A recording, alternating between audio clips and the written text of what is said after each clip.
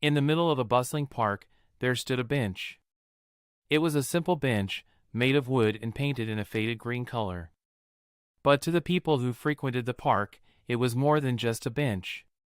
It was a symbol of hope, love, and friendship. Every day, the bench was occupied by people from all walks of life. Some came to rest their tired feet after a long walk, while others came to enjoy the sun and read a book. But for three people, the bench held a special meaning.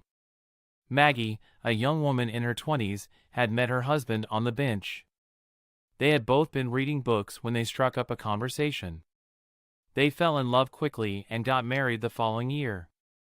Ever since then, they visited the bench every year on their anniversary to celebrate the place where they first met. Joe, an elderly man, visited the bench every day.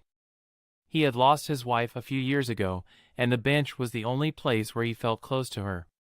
He would sit there and talk to her, telling her about his day and how much he missed her.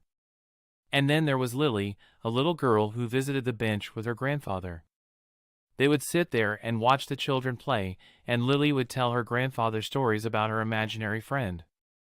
One day, the city decided to renovate the park. The bench was old and needed to be replaced. Maggie, Joe, and Lily were devastated when they heard the news.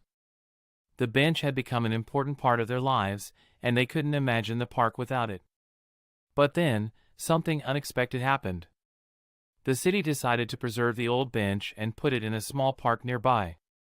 They also installed a new bench in the old one's place. When Maggie, Joe, and Lily heard the news, they were overjoyed. They rushed to the new bench and sat down, relieved that their special spot was still there. And just like that, the new bench became a symbol of hope, love, and friendship for a new generation of parkgoers. It was a place where memories were made, where love stories began, and where people found solace in times of grief. To them, the bench was more than just a piece of furniture. It was a place where magic happened.